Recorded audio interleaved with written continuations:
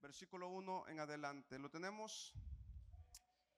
Y dice de la siguiente manera: entró Jesús otra vez en Capernaum después de algunos días y se oyó que estaba en casa, e inmediatamente se juntaron muchos, de manera que ya no cabían ni aún a la puerta, y les predicaba la palabra. Entonces vinieron a él unos trayendo un paralítico que era cargado por 4, y como no podían acercarse a él a causa de la multitud, descubrieron el techo de donde estaba, y haciendo una puerta bajaron el lecho en que yacía paralítico.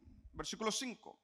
Al ver Jesús la fe de ellos, no la fe del paralítico, sino la fe de ellos, dijo al paralítico: hijo, tus pecados te son perdonados. Estaban allí sentados algunos de los escribas, los cuales cavilaban en sus corazones. Ojo a estas preguntas porque son muy importantes. Versículo 7. ¿Por qué habla este así? Blasfemias dice: ¿quién puede perdonar pecados sino solo Dios? Y conociendo luego Jesús en su espíritu que cavilaban de esta manera dentro de sí mismos, les dijo: ¿por qué caviláis así en vuestros corazones? ¿Qué es más fácil decir al paralítico: tus pecados te son perdonados, o decirle: levántate, toma tu lecho y anda? Pues para que sepáis que el Hijo del Hombre tiene potestad en la tierra para perdonar pecados, dijo al paralítico: a ti te digo, levántate, toma tu lecho y vete a tu casa. Entonces él se levantó enseguida y tomando su lecho salió delante de todos, de manera que todos se asombraron y glorificaron a Dios, diciendo: nunca hemos visto tal cosa. Inclina tu rostro. Soberano Dios, te pedimos que tú nos hables, que tú nos dirijas de acuerdo a tu propósito, de acuerdo a tu misericordia. Háblanos, Señor. Te lo pedimos en tu nombre. Gracias por este templo, gracias por esta casa en la cual vamos a adorarte.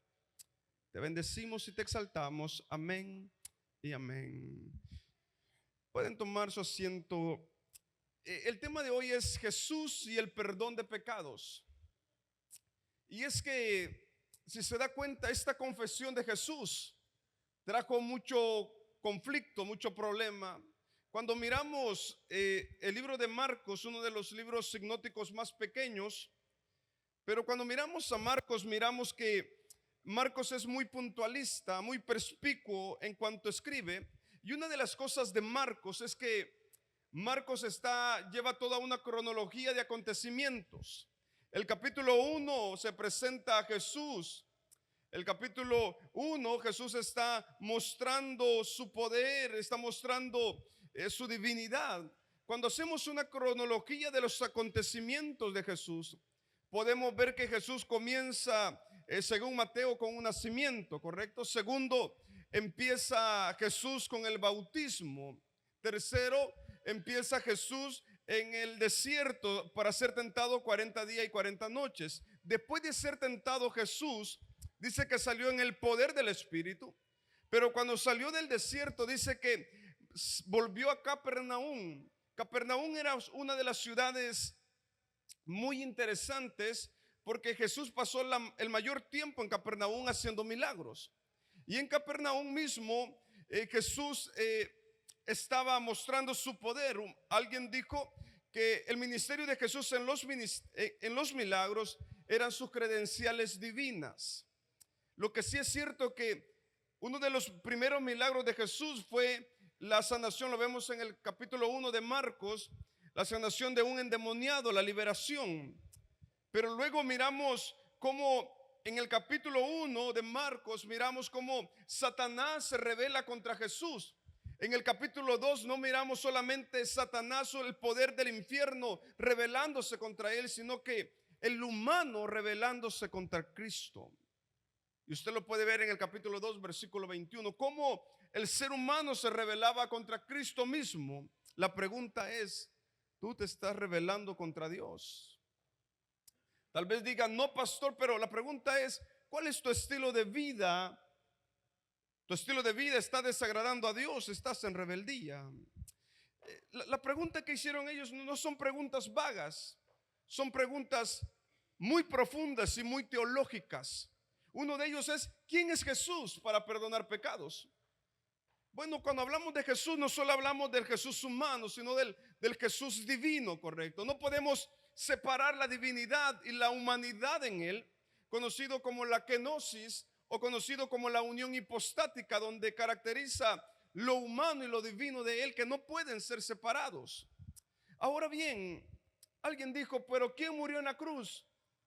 Murió Jesús humano y Jesús divino. Lo humano, porque no puede haber remisión de pecados sin derramamiento de sangre, ¿correcto? Ahora bien, Jesús, hermano, tenía todo el poder para perdonar pecados. Jesús cumplió la profecía del Antiguo Testamento mostrándose en el Nuevo Testamento. Jesús es el Hijo de Dios profetizado desde el Antiguo Testamento. Nació de una virgen. También Jesús hizo lo que ningún ser humano pudo y puede hacer aquí en la tierra. ¿Y sabes qué es? Vivir una vida intachable. Tal vez tú dirás: pastor, pero yo vivo una vida intachable. ¿En serio? Déjame decirte lo que dice Romanos capítulo 3 versículo 10. Dice: por cuanto está escrito que no hay ni siquiera uno que sea bueno. Yo creo que ese versículo nos confronta, porque si tú piensas que eres bueno, la Biblia dice que tú eres malo. Si tú piensas que eres bueno y que mereces todo, la Biblia dice que tú eres malo y que por ende necesitas el castigo eterno. La Biblia lo dice. Pero la Biblia también dice que muestra qué tan malo tú eres, pero también muestra de que Dios te ama tanto que Él entregó a su unigénito para morir por tus pecados, porque tus propias obras no tienen el poder para salvarte. Samuel Pérez Milos dijo algo muy interesante: hay dos maneras de ser salvo. Uno, que seas tan bueno como Dios. O dos, agarrarte y no soltarte de esa cruz preciosa. Yo creo que el punto más factible y más coherente es agarrarnos de esa cruz y no soltarnos, porque no creo que un hombre sea tan bueno como Dios. En mis 37 años yo no he conocido a un hombre tan bueno como Dios. Tal vez usted diga: pastor, yo soy bueno. La Biblia dice que no es bueno usted. Ahora bien, el poder del pecado, y quiero quedarme un poco y plasmar un poco este punto. ¿Qué es el pecado, pastor? Textualmente, el pecado en el griego es hamartia, que significa errar al blanco. Pero, ¿qué es el pecado? Cuando hablamos de pecado, hablamos de desgracia, destrucción, infelicidad y muerte. Cuando hablamos de pecado, usted puede preguntarle a la persona que está a la par: ¿qué bueno te ha dejado el pecado en tu vida? Usted va a escuchar una respuesta diciendo: nada. El pecado lo único que ha dejado a mi vida es destrucción. El pecado lo único que ha dejado a mi vida es desgracia. El pecado lo único que ha dejado en mi vida es muerte. El pecado lo único que ha dejado en mi vida es la separación entre el Creador y su creación. Ese es el pecado. Cuando hablamos de pecado, no hablamos de deleite, no hablamos de felicidad. Cuando hablamos de pecado, hablamos de destrucción y de desgracia. Hermano, cuando buscamos las características del pecado y las consecuencias del pecado en la Biblia, podemos preguntarle como a David: David, ¿qué te dejó el pecado? David va a decir: me dejó un luto, porque por causa del pecado con Betsabé mi hijo murió. Si le preguntamos a Sansón: Sansón, ¿qué te dejó el pecado? Sansón te va a decir: primero me separé de Dios, segundo, mis ojos me dejaron ciego, y tercero, morí. Si le preguntamos a Abraham, sí, Abraham, te va a decir: dolor en mi corazón. Si le preguntamos a Jacob, ¿qué te dejó el pecado? Te va a decir: todas las consecuencias en la vida de mis malas acciones, yo las pagué. Si le preguntamos a Pedro, Pedro, ¿qué te dejó el pecado? Te va a decir Pedro: un llanto amargo de haber traicionado a Cristo, de haber negado a Cristo. Si le preguntamos a Judas, Judas, ¿Qué te dejó el pecado? Te va a decir Judas: la muerte y el infierno eterno. Y podemos preguntarle a cada autor, a cada hombre, a cada personaje en la escritura, ¿qué le dejó el pecado? Y te va a decir: me dejó destrucción, me dejó agonía, me dejó desastre en mi familia, me dejó vergüenza para mi generación. Ahora yo te pregunto a ti, iglesia, ¿qué te ha dejado el pecado en tu vida? ¿Te ha dejado algo bueno el pecado? Tal vez tú digas: no, pastor, no me ha dejado nada bueno el pecado. Ahora yo te pregunto, ¿por qué sigues en el pecado sabiendo que hay un Cristo que quiere perdonar, que quiere redimir y que quiere restaurar las vidas? No importando qué tan grande es el pecado, Cristo quiere y puede perdonarnos. Ese es el Cristo que tenemos. Ahora bien, Primera de Corintios capítulo 6 versículo 9 al 10 dice: ¿no saben que los malvados no heredarán el reino de Dios? No se dejen engañar, ni los fornicarios, ni los adúlteros, ni los idólatras, ni los sodomitas, ni los pervertidos sexuales, ni los ladrones, ni los ávaros, ni los borrachos, ni los calumniadores, ni los estafadores heredarán el reino de Dios. Hermano, hay una realidad muy grande, y es que con el pecado no se juega. Y el único que puede perdonar pecados y que puede restaurar la vida es Cristo. El pecado en las escrituras, cuando tenemos deseos desenfrenados: pastor, ¿por qué caigo? Cuando hablamos de pecado y qué es lo que causa el pecado, ¿te has preguntado, hermano, por qué sigues cayendo en el mismo pecado? ¿Por qué no puedes salir de ese pecado? Santiago capítulo 1 versículo 14 al 16 dice que somos atraídos por nuestras propias concupiscencias. La palabra concupiscencia significa por nuestros propios deseos carnales. Sabes que hay algo muy peligroso, y es cuando el ser humano no sabe controlar sus deseos. No puede, en las escrituras, no puede haber un don sin el dominio propio. No puede haber un fruto sin el dominio propio. No puede haber una vida coherente sin que tenga dominio propio. No sé si me di a entender. Tú puedes ser un hombre de Dios, pero si no tienes dominio propio, vas a ser seducido por los sentimientos ilícitos que te van a atormentar día y noche, a tal grado que vas a estar sensible ante esa tentación. Cuando hay hogares, la pregunta es: ¿por qué existe la fornicación? ¿Por qué existe el adulterio? ¿Por qué existe la infidelidad dentro del matrimonio teniendo a su mujer? Hermano, es aterrador el nivel de infidelidad que hay en los matrimonios. Cuando usted escucha ese nivel de infidelidad, usted mira a la persona que está ahí, los dos son guapos, y dice uno: pero ¿cómo? ¿Cómo es? Los dos son jóvenes, ¿cómo es posible de que haya infidelidad? Y cuando uno va a ver a la querida, aquella querida no está bien, y dice uno: ¿qué pasa acá?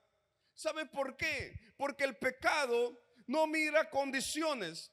El pecado no mira si es bonito o feo. El pecado solo tiene una cualidad, y es apartarte y destruirte de los caminos de Dios. El pecado no te deja nada bueno. ¿Sabe? Lo único que te deja el pecado es destrucción a tu vida. Y cuando alguien es seducido por el pecado, yo no he conocido ningún matrimonio que comience a actuar de esta manera y que termine bien. Mientras no se le ponga un alto a estos sentimientos, van a acabar mal. Van a acabar mal. Mientras tú no le pongas un alto a ese deseo de pecado, vas a terminar mal. Ahora bien, pero Santiago capítulo 1 versículo 15 no solo dice que hay un pecado y te pone la acción, pero también dice de que ese pecado da a luz.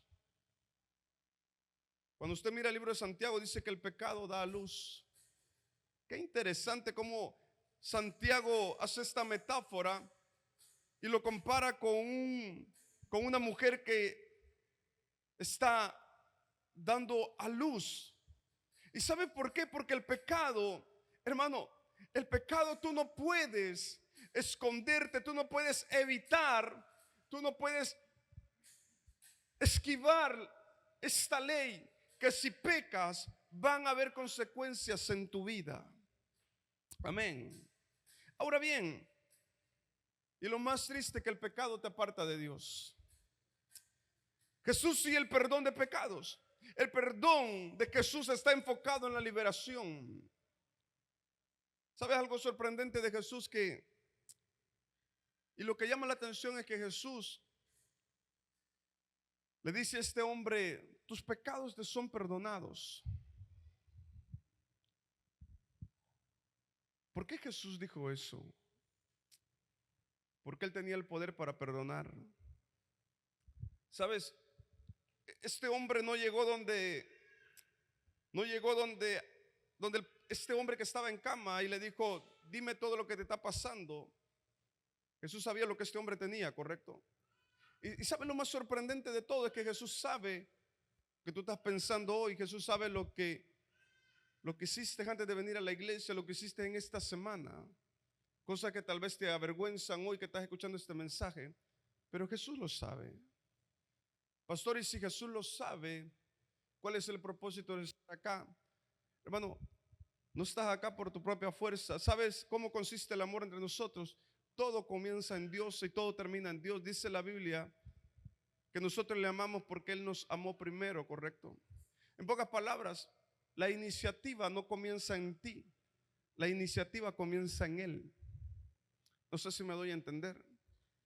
Si te das cuenta, cuando este hombre estaba ahí tirado, Jesús lo primero que le dijo, no le dijo levántate, le dijo: hey, hay algo que te está atando, hay algo que te está encadenando, hay algo que te está estorbando, que yo puedo levantarte de esta camilla, de esta cama, pero si no quito lo que realmente te está atando, siempre vas a ser desdichado, siempre vas a ser infeliz, siempre vas a ser un miserable. En pocas palabras, hay gente dentro de la congregación que estamos muchas veces económicamente bien, que estamos financieramente bien, tenemos un trabajo bien, pero somos miserables por dentro. ¿Sabe por qué? Porque hay algo dentro de nosotros que Dios quiere trabajar, pero que la misma religión, la misma santidad que hay en nosotros no nos deja que Dios trabaje en nosotros. Por eso muchas veces tenemos raíces de amargura, y la raíz de amargura es un pecado. Por eso muchas veces en nosotros estamos creciendo deformes espiritualmente, porque queremos pasar al nivel 3 de espiritualidad, cuando el primer nivel es el momento de la restauración. Y eso es un peligro, iglesia. No puedes, literalmente, y lo voy a decir muy honestamente, es un peligro tener a un líder cuando no ha sanado por dentro y esté liderando. Por eso todo liderazgo tiene que pasar por ese momento de la restauración. Si te das cuenta, Jesús, antes de decirle a los discípulos, antes de dejar a Pedro, cuando Pedro lo traicionó, Jesús fue primero a restaurar a Pedro, ¿sí o no? Y cuando fue a restaurarle, le dijo: ok, Pedro, ya que has sido restaurado, ya que has entendido mi amor por ti, que aunque me traiciones, yo siempre te voy a buscar, que aunque me niegues, siempre te voy a buscar. Pero Pedro, ya entendiste mi amor, ya está restaurado, ahora vamos adelante. Hay gente que comenzó a hacer tantas cosas, pero se le olvidó la restauración. Y ese es un peligro grande. Por eso escuchas quejas dentro del liderazgo. Por eso escuchas tantas cosas dentro del liderazgo. Es lo único que se evidencia es la falta de restauración en la vida. Amén. Porque la escritura dice: porque en el mundo tendréis aflicciones, pero confiad en Él, que Él ha vencido el mundo. El evangelio, iglesia, no consiste en solamente venir a la iglesia, venir a cantar y venir a adorar y ya se hizo. No, el ministerio de la iglesia, el ministerio de un cristiano es aprender a llorar. El ministerio de un cristiano es aprender a pararse como hombrecito, como mujer, y no dar vuelta atrás. El ministerio de un verdadero cristiano es pasar por la vía dolorosa, pasar por el calvario. El ministerio de un verdadero cristiano es que vengan momentos difíciles a tu vida, pero no vas a renunciar al evangelio. Amén. ¿Sabe cuál es el problema, iglesia? El problema es que nos creemos intocables ante Dios. Amén. Cuidadito si me exhortan, Cuidadito si me dicen algo. Pastor, ya me voy de la iglesia porque no me gusta que me regañen, que me exhorten. Ni de mi papá me dejo. Chulada de cristiano, no. Hermano, déjame decirte algo. Mientras no cambies de esa actitud, siempre te ve mal en la vida. ¿Sabes por qué? Porque, y lo único que demuestra, y lo digo con mucho respeto, lo único que demuestra es que has vivido una vida de ignorancia en tu vida, porque la restauración en tu vida nunca es para destrucción. Donde quiera que haya una confrontación y una exhortación para alguien, tú tienes que alegrarte porque hay una persona que está dispuesta a perder tu amistad, pero para mostrarte tu error. ¿Qué más importante? Tener a alguien que te elogie en tus errores, o tener a alguien que te diga: hey bro, lo siento mucho, pero aquí tú estás mal. Hey bro, lo siento mucho, pero aquí por ese camino que vas van a haber consecuencias fatales que te van a destruir, que van a amargar a tu esposa, que van a destruir a tus hijos. ¿Qué más importante? Alguien que tenga los pantalones para decirte que estás mal, o alguien que realmente te felicite cuando estás haciendo las cosas mal. Yo valoro más a aquella persona que me dice: pastor, estás mal por ese camino, lo siento, sé que es mi pastor, pero le amo y no quiero que pase consecuencias fatales. Yo valoro más a una persona que me exhorte a una persona que me felicite cuando yo mismo sé que estoy mal. No se escucharon aménes, pero es una realidad. Es una realidad. No te enojes con quien te exhorta, abrázalo. Si te das cuenta, pastor, pero Jesús no lo hizo. Claro que lo hizo cuando le dijo: hey, tus pecados te son perdonados. O sea, que Jesús sabía el problema de este hombre interno, y que este hombre sabía el problema que tenía interno mismo. Es que Jesús no va a andar a las ramas contigo, hermano. Jesús va a ir a la raíz del problema contigo. Hermanos, hay una realidad palpable, y es que el perdón de Cristo le costó la vida. Ahora bien, ¿qué es el perdón? El perdón, a mí me encanta como lo dice Isaías 43, versículo 25. Yo soy el que borra tus pecados y no me acordaré más de ellos. Me encanta ese versículo porque la sangre de Cristo tiene el poder para perdonarte. Había un hombre, y es una historia, y cada vez que iba a orar le decía al pastor: pastor, yo quiero que ore por mí, por mis pecados. Pastor oraba hasta un momento que le dijo: sabes, dice el Espíritu Santo que Él no se acuerda más de tus pecados. Ese es Dios, que cuando tú vienes a Él pidiéndole perdón, ella no se va a acordar de esos pecados. Pero pastor, ¿por qué yo me sigo acordando y por qué yo me sigo lamentando? Porque no hay una restauración interna en tu vida, no hay una restauración completa en tu vida. Hay gente, hermano, que 10 años cometió ese pecado, Dios lo perdonó, pero todavía ellos no se perdonan a sí mismos. Es porque falta una restauración en sus vidas. Amén. Dice el apóstol Pablo: porque dejando atrás lo que quedó atrás, y ahora prosigo adelante hasta llegar a la perfección, a la estatura del varón perfecto. En pocas palabras, lo que hiciste atrás, lo que quedó atrás, déjalo. Ahora ven a Cristo, a la restauración. Y lo que pasó atrás, pastores, que dañé mucha gente, ora por ellos, ve y pídele perdón, pero sigue adelante. No tienes el poder para volver atrás. Deja de lamentarte, porque lo único que estás haciendo es arruinar tu presente y arruinar a las personas que están contigo. No sé si me doy a entender. Jesús no solamente le dijo a este hombre: tus pecados te son perdonados, sino que le dijo: levántate. Sabes, aquí hay algo muy interesante, y es que muchas veces queremos el perdón, pero no queremos la activación o la praxis, no la cambiamos. Hermanos, ¿por qué has decidido dejar de servir? ¿Por qué has dejado de echarle ganas, pastor? Porque la gente es difícil, pastor, por esto. Sí, hermano, pero déjame darte una mala noticia: también tú eres difícil. Pastor, es que la gente tiene un mal carácter. Hermano, también tú tienes un mal carácter. En verdad, te lo digo honestamente, yo que lo conozco a todos. No se cree. Pero seamos honestos, todos somos difíciles de tratar. Tú no eres una manzanita que no va a quebrar ningún plato. Déjame decirte una mala noticia, tú lo vas a quebrar. De que nosotros no lo sepamos otra cosa, pero de que lo quiebras, lo quiebras. Pero sabes, a lo que quiero llegar es a esto, que aún Jesús, conociendo tu mal carácter y tu mal forma de ser, aún Él así te sigue amando. Aunque Él sabía que tú les ibas a fallar hoy, mañana, ayer, pasado, Él decidió dar su vida por ti. Y que si vuelves a fallar, Él está dispuesto a perdonarte. A lo que quiero llegar con este mensaje, iglesia, que no tienes por qué quedarte llorando por el error, el pecado que cometiste ayer.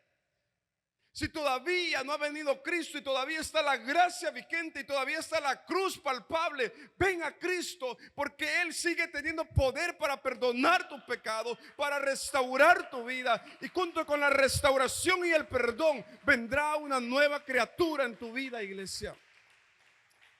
Yo todavía sigo creyendo que Dios restaura vidas.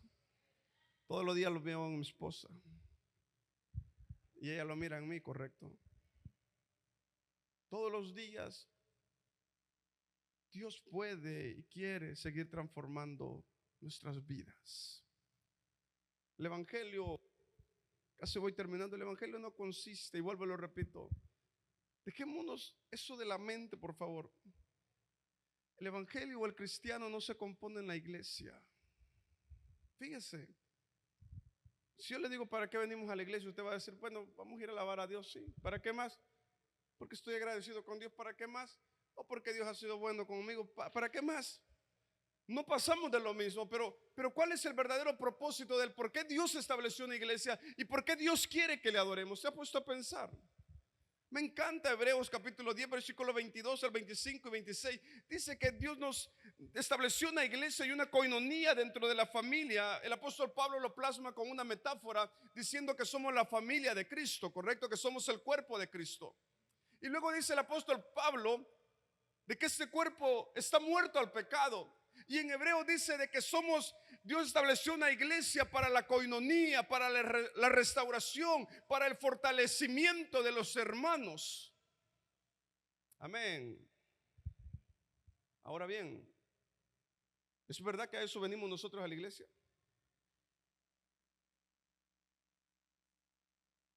¿Venimos a eso a la iglesia? Pregunto. Porque si no vengo a eso, hay un error en mi forma de congregarme ante Dios. Y el problema no es solamente eso. El problema es que si yo traspaso algo que está en la Biblia, yo vengo viviendo en pecado, ¿sí o no? ¿O me equivoco? Vaya y léase Hebreos capítulo 10. El problema muchas veces es que hemos repetido un factor de error. Voy a ir a la iglesia a darle lo mejor de mi alabanza, gloria a Dios, y te felicito. Pero no se te olvide que parte de la alabanza, que parte de la adoración es la coinonía con mis hermanos. Y que no se te olvide que parte de todo eso tengo que mostrar a Cristo con mi praxis, con mi forma de hablar, con mi forma de comportarme, con mi forma de ser. ¿Cómo la gente va a evidenciar de que yo soy un hijo de Dios? No con mi mano levantada, pero sí diciéndole, hermano, te felicito por estar acá, hermano, cuenta conmigo, hermano, pues estoy orando por ti, que tu testimonio sea a tal grado que pueda convencer al mismo ateo. No se escucharon los amenes, pero es una realidad. El ateo o el gnóstico ateo te va a decir, yo no te creo hasta que me enseñes una evidencia. ¿Sí o no? ¿Qué evidencia tú le vas a enseñar a un ateo gnóstico? ¿Qué evidencia tú le vas a enseñar? Oh, pues te enseño por la ciencia. Hermano, estás haciendo un error, no puedes demostrarlo. La fe no se puede demostrar. Físicamente no se puede demostrar, solamente crees y punto. Pero sí puede demostrar lo que Cristo es real. ¿Por qué es real? Porque Él transformó mi vida. ¿Por qué es real? Porque antes yo era chismoso, ahora prefiero morderme la lengua para no hacerlo. Porque antes criticaba, pero ahora ya no critico. Porque antes era un borracho y ahora ya no lo soy. Tenemos testimonios palpables. Hermano Ulises, hermano Fernando, que dice que quería correr a su esposa. No sé si me equivoco, porque él estaba ahí, dice. Hermana Rubí orando, clamando. Y él dice, pastor, yo no podía más. Era seducido por el alcohol. ¿Y qué le pasó, hermano Fernando? Hubo un poder de Dios que transformó su vida, ¿ok? Hay algo que se está Cuando hay algo que se efectúa en él, porque Dios quiere seguir transformando las vidas, no solamente alcohólicos, sino el mal carácter, no solamente eso, sino nuestra forma de pensar, todas nuestras vidas, Dios quiere transformarla. Esos gritos que se hacen en los hogares, es que tú eres una maldita. Hay hogares que se hablan, son cristianos y se hablan de esa manera, ¿verdad? Hay hogares que no parecen cristianos. Pastor, ¿usted tendrá un hogar santo? No, nosotros discutimos si hemos madurado, no porque seamos maduros antes de, sino porque los problemas nos han ido madurando y la gracia de Dios. Pero una cosa es que tú vayas cometiendo errores, otra cosa es que te comportes como alguien que tú no eres. No puedes salir nada, o no puedes tener un estilo de vida, algo que no está formado en tu esencia como persona. No sé si me di a entender. Que mientras en ti no haya mala palabra, hermano, no diga, no sé cómo se me salió, hermano, no sea mentiroso. Siempre ha estado en tu corazón esa mala palabra, ¿sí o no? Yo he escuchado hermanos y dicen, ay, no sé qué me pasó, no sé de dónde salió esa palabra, hermano, no sea mentiroso. Si en el trabajo eres un malcriado, vienes a la iglesia, se te olvidó que estabas en la iglesia y dice la mala palabra. Ay, no sé, pastor. No, no se trata de eso. Porque yo no voy a sacar lo que está acá. Mientras no esté acá, yo no lo puedo sacar, ¿correcto? Esas malas palabras que dice como si nada, hermano. Hay gente que se le olvidó. Yo he escuchado gente dentro de la iglesia malcriado que ni en el mundo se escucha. Es que pastor, la cultura, hermano, no me hables de cultura con las malas palabras, por favor. La cultura no va con el pecado. Yo entiendo el pecado cultural, pero hay una cosa que quieras opacar tu pecado. Cuando tú eres un hombre de Dios, una mujer de Dios, se va a evidenciar hasta con tu forma de caminar, iglesia. Amén.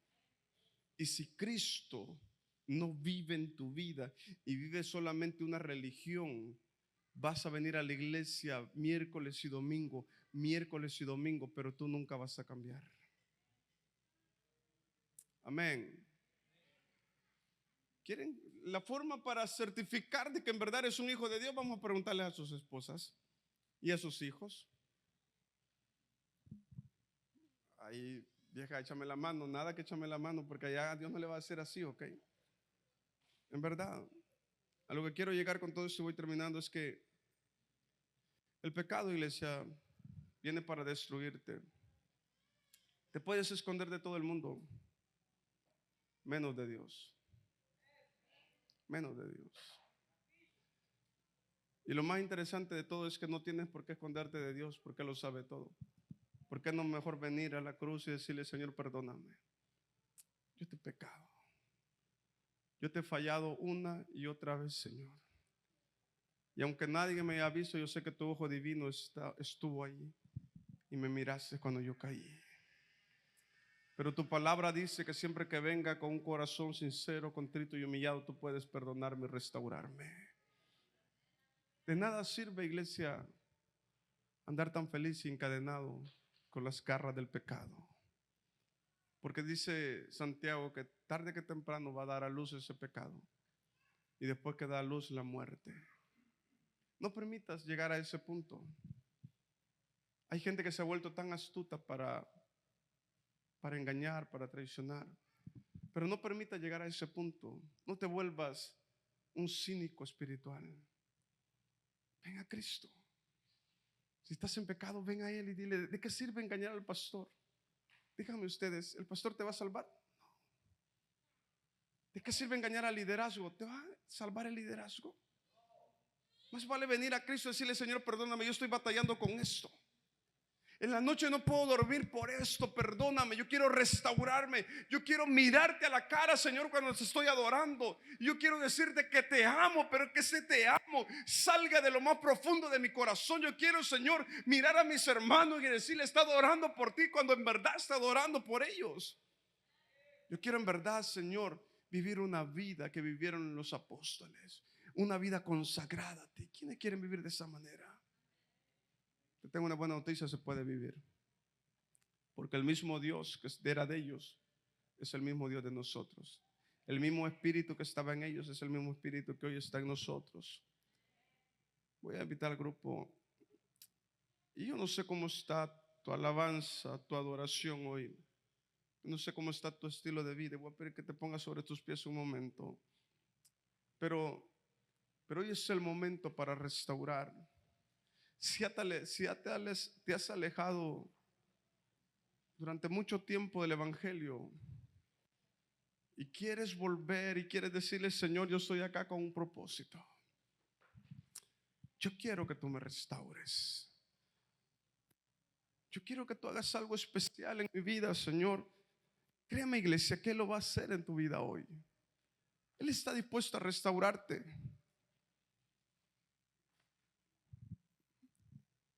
¿Por qué no levanta tus manos ahí donde estás?